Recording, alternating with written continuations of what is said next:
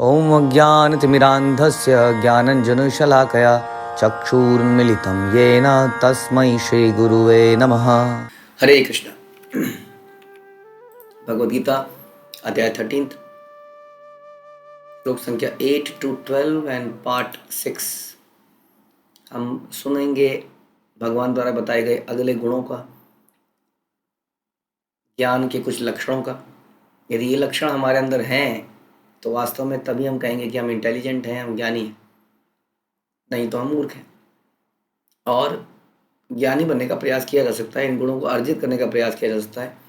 ये गुण क्योंकि दिव्य गुण हैं, ये सांसारिक गुण नहीं है, इसलिए इन गुणों को अर्जित करने के लिए हमारा जो प्रोसेस है वो भी दिव्य ही हो सकता है, आध्यात्मिक हो सकता है। तो अगला जो गुण है वह है जन्म मिथ्या अहंकार। मिथ्या अहंकार से का अभाव। प्रभुपाद यहाँ पर एक्सप्लेन कर रहे हैं कि मिथ्या अहंकार का मतलब क्या होता है।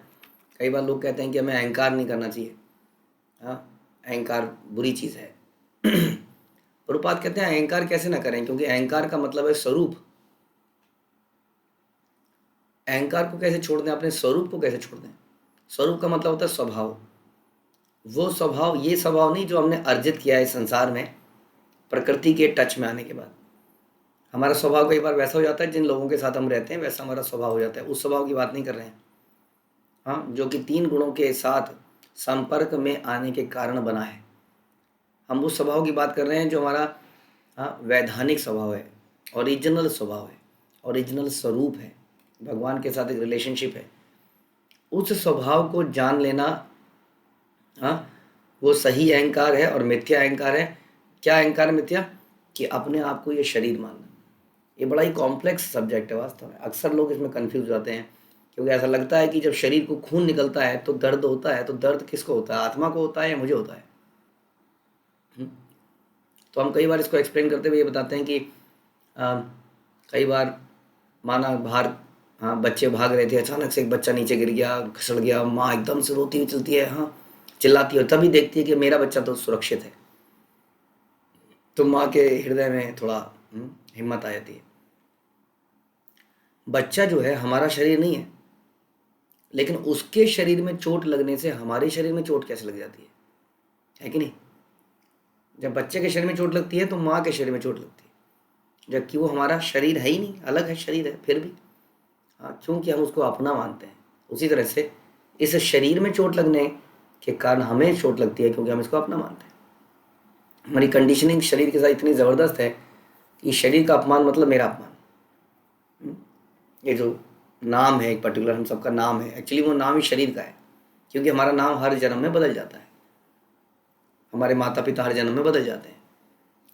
तो जब तक हमारा, मेरा अपमान, मेरे माता पिता का अपमान, मेरे संबंधियों का अपमान, मैं अपना अपमान मानते हैं और बड़ा कष्ट होता है। किसी दूसरे के अपमान से कष्ट नहीं होता है। तो क्योंकि ये जो हमारा एसोसिएशन है इस बॉडी के साथ, इस बॉडी से रिलेटेड चीज़ों के साथ, वो हमारे दुख का मूल कारण है इस संसार के अंदर।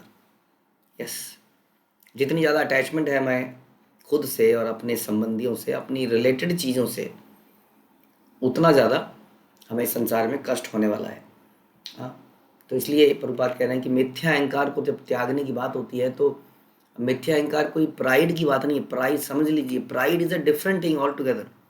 हम प्राइड की बात नहीं कर रहे हैं जब हम बोलते हैं मिथ्या अहंकार को त्यागना। अब हम बात कर रहे हैं मिथ्या अहंकार। अहंकार is identity of the self, wrong identity of the self. मिथ्या इसलिए कहा मिथ्या, मतलब कि अपने आप को शरीर मान लेना।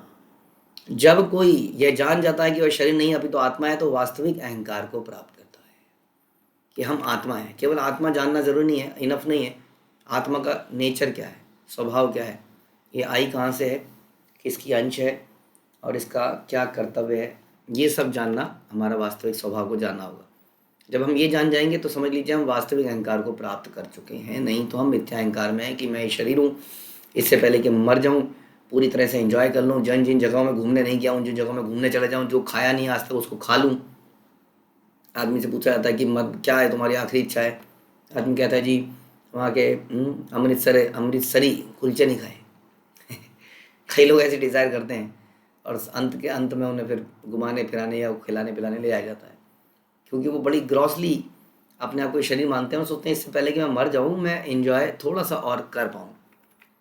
तो ये जो अहंकार हमने चर्चा करी, ये अहंकार हमारे दुख का कारण बनता है, क्योंकि शरीर के अंदर कुछ भी पायस या शुभ नहीं है। इस शरीर में हर चीज़ अशुभ है वास्तव में, क्योंकि ये नश्वर है। सबसे बड़ी अशुभता तो इसके साथ ये है कि ये इटर्नल नहीं है ये शरीर। और किसी ऐसी चीज़ के साथ आसक्ति बना लेना जो हमेशा हमारे साथ नहीं रहेगी, बड़े दुख का कारण बनती है कि नहीं?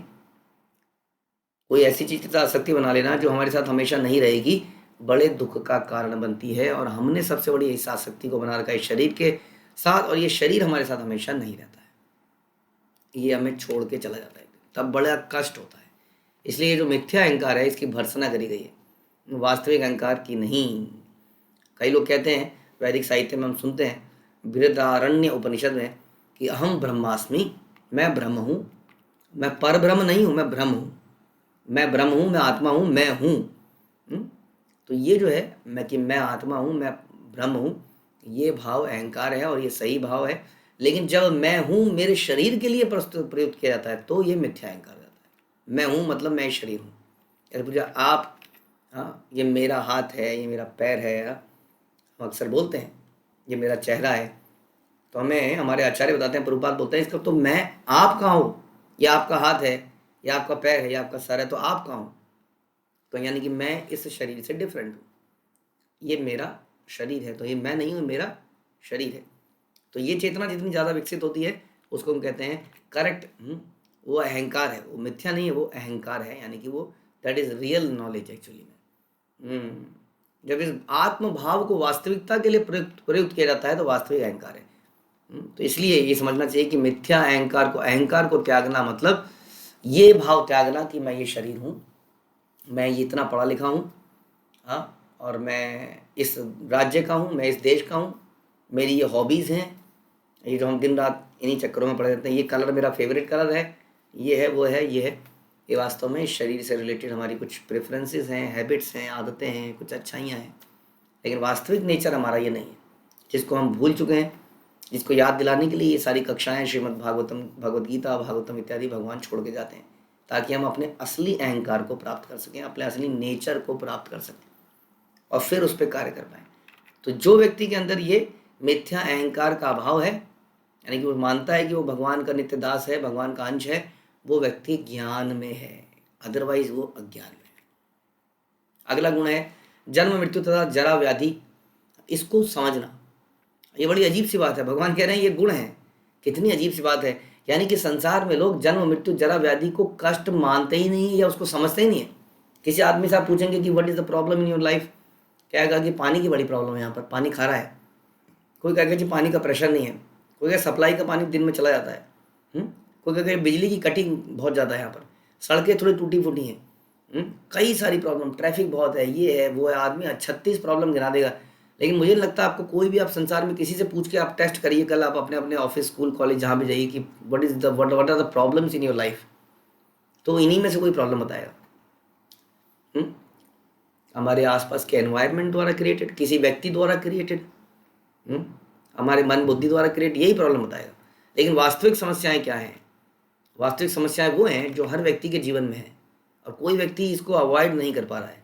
सबसे बड़ी समस्या तो वही हुई कि हर व्यक्ति इसको चाहता नहीं है, लेकिन फिर भी हर व्यक्ति के जीवन में ये समस्या आती है और कोई भी व्यक्ति इसका सॉल्यूशन नहीं निकाल पा रहा है। तो क्या ये सबसे बड़ी प्रॉब्लम नहीं होगी मानवता की, सभी की, जीवों की? वो क्या है? जन्म मृत्यु जरा और व्याधि। जन्म एक बहुत बड़ी समस्या है। जब हम भागवतम पढ़ते हैं तो कपिल मुनि अपनी माँ को बताते हैं कि बच्चे की ग्रोथ कैसे होती है, बच्चे को कैसे पेट में कीड़े काट रहे होते हैं, खुजली लग रही होती है, बहुत कुछ हो रहा होता है, वो असहाय अवस्था में पड़ा होता है, वो कुछ कर नहीं सकता, एक कोठरी के अंदर बंद रहता है 9 महीने तक। ये वही सजीव आत्मा है जो पैदा होते ही हाथ पैर मारती है, रोती है, दहाड़ती है। समझ लीजिए, पैदा होते ही जो बच्चा हाथ पैर मारता है, पैदा होने से पहले वो पेट में किस प्रकार से रह रहा होगा, जस्ट बिकॉज हम उस चीज़ को भूल गए हैं। हम बचपन की अपनी पढ़ाई में जो जो हादसे हमारे साथ हुए, ट्रॉमेटिक कंडीशंस होती थी कि नहीं, ऐसा बस सपना सा लगता था कब वो दिन आएगा कि मेरे स्कूलिंग ख़त्म हो जाएगी, पढ़ाई से पीछा कब छूटेगा भगवान।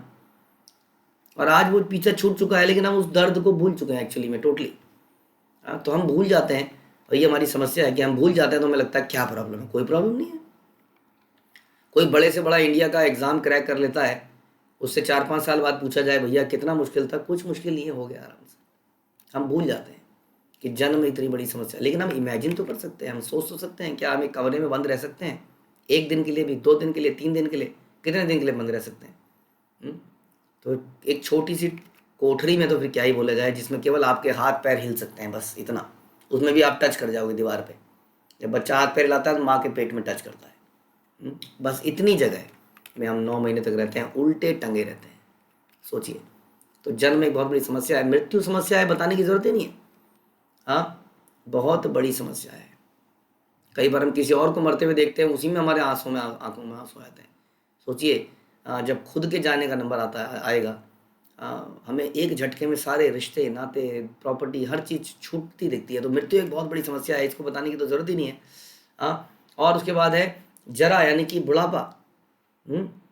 बुढ़ापा, हर चीज़ एक समस्या बन जाती है, शरीर एक समस्या बन जाता है। घुटने, हाथ पैर, आँखें, नाखून, कोई भी चीज़ सुचारू रूप से चलती नहीं है। लेकिन मन वही होता है जवान, डिज़ायर, फुल ऑफ डिज़ायर। मन कुछ इच्छा करता है, मन का मन करता है फुटबॉल आ रही है, भाग के लात मार दूं, जो बचपन में मारा करता था, भाग के गया, लात मारी और फ्रैक्चर हो गया। उसको अपने आप को रेस्ट्रेन करना पड़ता है, उसको बार बार याद दिलाना पड़ता है कि अब तो बूढ़ा हो चुका है। क्योंकि उसके हर अंग अब गलने लगा है, गल चुका है। ये कितनी बड़ी समस्या है हर किसी के जीवन में। और फिर है व्याधि, यानी कि बीमारियां। हर व्यक्ति बीमार जब होता है तो कितना भी उसके पास पैसा हो, रुपया हो, सब कुछ नीरस लगने लगता है, मुंह कड़वा हो जाता है, खाने पीने का स्वाद चला जाता है, हर चीज़ बुरी लगती है। ज़िंदगी में एकदम अंधेरा हो जाता है। तो हॉस्पिटल में चले जाते हैं, हॉस्पिटल की चार दीवारी देखते देखते आदमी पागल होता है, कहता है हॉस्पिटल से निकाल दो, बस इतनी कृपा कर दो, अब बीमारी भी झेल लूँगा लेकिन यहाँ से निकालो, है कि नहीं? तो ये 4 प्रॉब्लम जो है हमारे जीवन में, सबके जीवन में है, लेकिन कोई व्यक्ति इन चीज़ों के बारे में चर्चा नहीं करना चाहता है, इनको फील नहीं करना चाहता है। और बहुत सारी प्रॉब्लम्स को हम सॉल्व कर रहे हैं क्योंकि हमें लगता है ये प्रॉब्लम सॉल्व थोड़ी हो सकती है, ये तो सबके साथ है। तो बेसिकली हम हारे हुए लोगों के बीच में रहते हैं, जो हार मान चुके हैं कि ये प्रॉब्लम जब सभी के साथ है तो हम क्यों उसको सॉल्व करने का प्रयास करें, जबकि शास्त्र में बताते हैं कि कैसे इन सब प्रॉब्लम को सॉल्व किया जाए। शास्त्र बताते हैं पवर्ग के बारे में, हम कई बार चर्चा करते हैं, पवर्ग, प फ भ म।